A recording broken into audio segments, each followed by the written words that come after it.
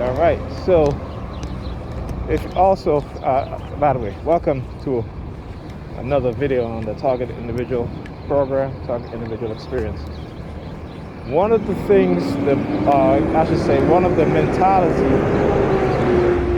or a certain aspect of these people's mentality is the fact that they think that they can, they try to basically equalize things, or to say, well, you know, if you're mean, then they have every right to do what they're doing, right? Or if you're a certain way, if you're angry, then they have every right to do what they're doing. But what they don't tell is that they made you that way, okay? And they can talk about, oh, if you let people control your emotions and this and that, which is again another fallacy, that people can't control your emotions. They certainly can. The U.S. government have done countless experiments, have spent hundreds of billions of dollars in, look at this, they're grabbing the scratch up there. See that? Hope you guys see that. Grabbing the scratch. All right, so again, it's manipulating your emotions, right? For example, when it comes to election, they run psychological campaigns in their ad, right? Or psychological messages, subliminal messages in their ad. To do what? To manipulate your emotions. When you look at commercials, what happened? There are subliminal messages within the commercials that do what? Manipulate your emotions. So to say that you're weak because people are manipulating your emotions, again, that's to show you how we have been tricked, we have been deceived, okay? And particularly with the technology that they develop, there is no defense against those things. So they can control your emotions on, particularly if you are unaware, right? And it isn't until you become aware, for the most part, that you can somehow, you may not be able to stop whatever emotional feeling you may have, but if you understand and you realize what's going on, you can basically not fall into a lot of the traps for the most part, right? This is what you gotta remember, right? So again, when they try to let's say if you're in a relationship and you have a feeling that your significant other in your marriage, that your husband or wife, your boyfriend or girlfriend is cheating, and you look through their phone, they will try to equalize that to being them having you under surveillance. Remember, they're using technology, right, to spy on you, in intimate moments, in moments when you're spending time with your family, and they try to equate that, and which you can't. Because I want you to understand their mentality, right, and how they are, okay? Because first of all, you're not spying into anybody's bedroom looking at them having sex.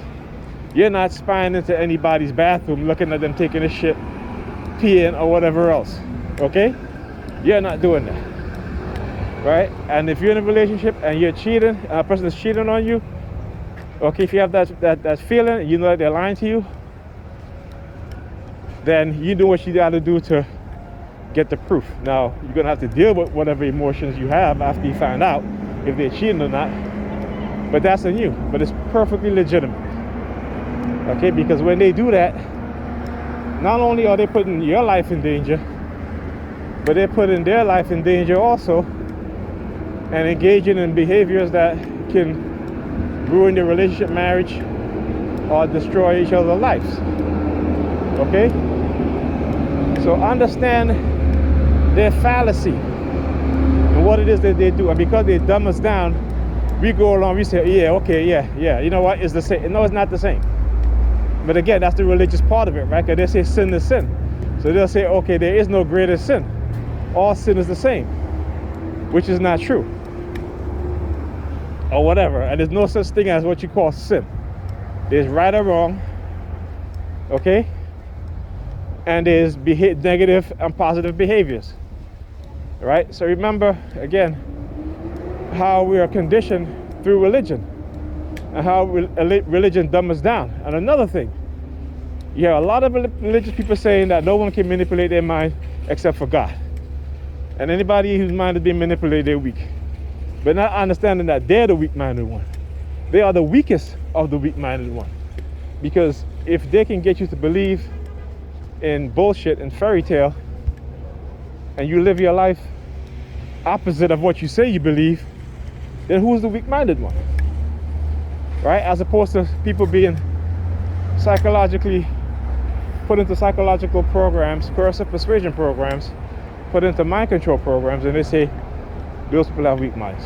I mean, can you imagine that shit? I mean, these people have no clue or no idea. They are the weakest of the weak-minded because, again, when it comes to cults, they always have leaders. And the leaders is the one that control them, and the followers are the one who do anything for their leaders. All right? And most times in most cults, guess what? Those religious leaders, they're not doing any good. All right? They're committing evil, committing acts of inhumane treatment of other people, but somehow they think that they're the strong-minded people, right? Imagine that shit. Now, if there was a bully across the street who was bullying a little kid, they would say, well, the bully's the weak-minded one. Think about it that way. So the religious people who are in these cults, destructive cults, they are the weakest of the weak-minded. Remember that, okay? So I'll speak to you guys in the next video.